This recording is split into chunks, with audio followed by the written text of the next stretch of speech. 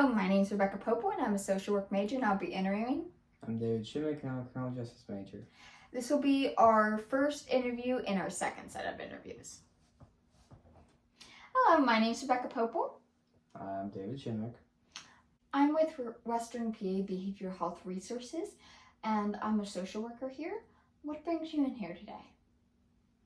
Well, I went to a psychiatrist recently and I explained my problems and my symptoms to them, and they gave me medication that coincided with bipolar tendencies, so I'm on that medication now. I've been having some trouble and difficulties taking that regularly, but I am on that. He told me to come see a therapist to hopefully get a grasp and help me with that. And now I'm here talking to you. Okay. Now, before we get started, I want to let you know about our policies. We have a policy of confidentiality, which means I cannot share the information we say in these sessions with anybody else unless you give me permission to, or if you're in danger of hurting yourself or others. Do you understand that? Yes, I do. Okay. So you said that you went to a psychiatrist. It's been going on for them to say that you have bipolar tendencies. Well, mainly the main thing is the agitation that I get on a daily basis. It's not really, I guess I would consider it anger. Just overarching anger all day about just things that shouldn't matter. What kind of things would make you angry? Just like little things that shouldn't be a problem to other people. Like when my girlfriend does something that shouldn't be an issue for me, but it becomes an issue, and then I just can't stop myself. Then I get agitated and it gets worse and worse, and I just end up yelling at her, and it just becomes a whole thing. What typical actions does your girlfriend do that brings on this agitation? Actions, things like coming home late, not living up to like promises, say one thing, doing something else, just like, I don't know, mainly coming home late, like having to work an extra hour, effort, overtime, me finding out that she lied to me, her not wanting to spend all of her time with me. Her not wanting to spend all her time with me is a big thing for me. I feel like she should want to spend all her time with me all the time. Does that make sense? I definitely hear what you're saying. I know it can be hard. Somebody tells us something that you believe is true and then it's not. I know that can hurt trust in some cases. Is there any type of issues in the relationship? I think our relationship is overall healthy. Like, I want her to, I want to feel like she wants me as much as I want her all the time. Why don't you think that she wants you like you want her? Because if I felt like if she did, then she'd want to spend all her time with me and she would never want to leave. So when she leaves, what does she leave to go do? Does she leave to go to work, or is it to go out with her friends, or is it just when she leaves in general? Just in general. What I'm hearing is anytime that she wants to leave and spend time alone or spend time doing something that she has to do that makes you upset. I just think she should rather be spending time with me. Okay. When she leaves like this, how does that make you feel? It makes me agitated and angry like before. like it makes me feel abandoned. Like, it's where the abandonment issues start to come in, and I feel like she doesn't want to spend time with me, so she doesn't love me, and if she doesn't love me, she doesn't want to spend time with me, she doesn't want to be with me, she doesn't want to be with me, then I get agitated and angry, and if I get angry, then it goes a whole roller coaster, and then I can't stop.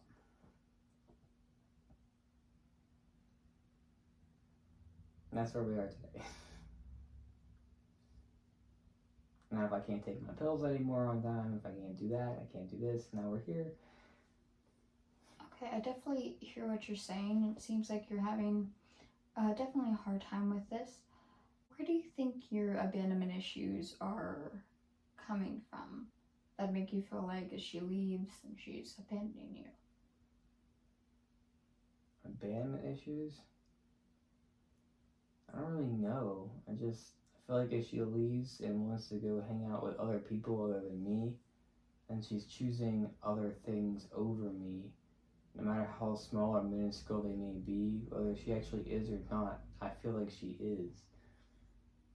And it creates a downward spiral. What downward spiral do you have with this? What do you mean by that? Like you said, it creates a downward spiral. What does your downward spiral look like? Well, once I start to feel like I've been abandoned, then I get the agitation, and I just get angry, and I end up taking it out on her. Right. Until the problem gets fixed, which ends up becoming a problem with the relationship. Other than these issues with your relationship, do you have any more issues regarding your latest diagnosis? Like any more things like that? Well, I'm experiencing like a lot of spending issues. I get like manic episodes where I like want to spend a lot of money, and then where I become very frugal with my money, or like and I get really depressive with it, and then because I spent so much money or that I didn't want to spend anything, and then I end up taking that out on other people around me, or stuff with like interpersonal relationships with the girlfriend. Like I get really affectionate, but she doesn't want to be physical with me, but I do, or she really does and I don't, and it causes more problems between us, or causes me to have a lot of sleeping issues, problems like that. Well, it sounds like you are struggling with a lot right now, and I think it's very brave to actively want to seek help and want to. It does sound like that you want to take your medicine on time and take your medicine accurately. Does it? Oh, I'd say so. I know I want to. It's just difficult to do so. What is your major issue you would like to focus on so you could have a better relationship with your girlfriend and have a better life in general? My major issue? Mainly the beginning, like getting agitated. If I can quit being agitated in general, I can quit myself from being angry and everything, then the spiral will start. You like to set that as a goal for yourself to like lessen these agitations and those kind of feelings around them, lessen that going from one extreme of an emotion to another. Would you like to, lower that down? Yeah. Okay. So in the meantime, would you like to get on a pattern to start taking your medications regularly? That would be the goal. How about you set an alarm for when you have to take your medication? And you could take your medication, you could put them, they have all different types of containers to put medication in. You could take one of those with you that you could take to work or to school or wherever you go. Yeah, I'll try. Okay. And also you can keep maybe a journal or something like that to document how the medication has been working or not, to document when you took it and what time you took it at and how you feel about that, to feel like you're making progress with taking the medication, because sometimes would you say it might feel like it's not working and that's why you might not want to take it? Sometimes, yeah. Next 2 weeks we can see how you've been doing with everything and your medication and lowering your agitation. Because with the medication, it should help lower the agitation on its own, but also realizing the moments when you're about to get agitated and stopping and then reflecting on your emotional output rather than thinking through what you actually want to say. And we can discuss this further in a later session. Sounds good to me. All right, thank you so much for coming in, Thank you. and I'll see you in the next 2 weeks. Hello, my name's Rebecca Popo, and I'm a social work major. I'm David Shimmick, and I'm a criminal justice major. This will be our follow-up interview for our second interviews. Hello, hi. How have you been? I'm good. How are you? That's good. You still like to go by David? Yes. Okay. So, in the last 2 weeks, how have you been doing with your medication? I've been taking it regularly, like you told me to. Been setting alarms and using my little pill capsule things. I haven't missed it yet, so been taking it regularly. And how has that been affecting you? Has that been making you feel better at all, or worse, or the same? My feelings are overall kind of the same, but it's definitely been affecting me. The pills have definitely worked. The medication itself has definitely helped. Physically, it has helped because like I haven't had any outbursts since. Like I still feel all the things I did before, but I don't act on them as much as I used to. And that's good to hear. How's your relationship with your girlfriend been? It's slightly better now that I don't voice everything that I used to think about, or I do everything that I used to think about. Has the relationship felt stable for you after these past weeks? I mean, I suppose it has. It's been feeling better. Like it's going more smoothly than it was now that my mental is more under control. Our interpersonal relationship is definitely going better. We're getting along better, and we're living together better. Like everything is just, we're living happier. Great to hear. I'm glad that you're having a better relationship. On the agitation now, is it still as intense, or is it at a lighter level? The agitation, like I still get really agitated. I just don't like act on it as I used to. Like I used to just get really agitated and I get really pissed off and angry. But I don't do that anymore. I still like get agitated at stuff, but I don't like it doesn't progress from there anymore. So what I'm hearing is that you have better control over your reaction to this agitation, this anger, right? Better emotional control. Okay. For sure, yes. The last time we talked about your abandonment issues, and if you feel like if she leaves or doesn't spend a lot of time with you, that she's leaving you in general. Has that gotten any better? My abandonment issues. I still like have spurts where I'm like, don't leave me, but I feel more okay at times letting her leave and go do things with like other people, or her going to work and me staying home and spending more time away from her is getting slightly easier, but I still feel it. Like I still feel like the abandonment is still there, but it's getting easier to deal with as time goes on, as taking the medication, if that makes sense. And how has your overspending been? Overspending? Well, the holidays coming up, overspending is still there a little bit.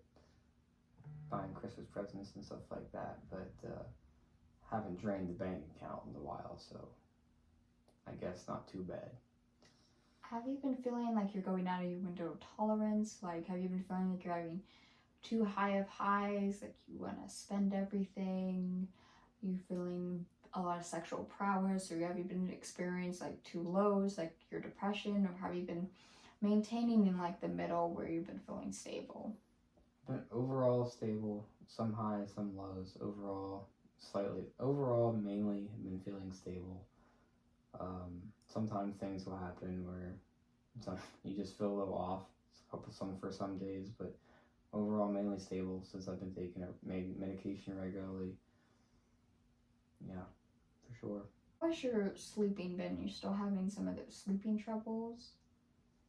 Occasionally, but sleeping is usually my fault for not going to bed on time or whatever. But overall, sleeping is better than it used to be. After being on this medication, how has that been making you feel in general?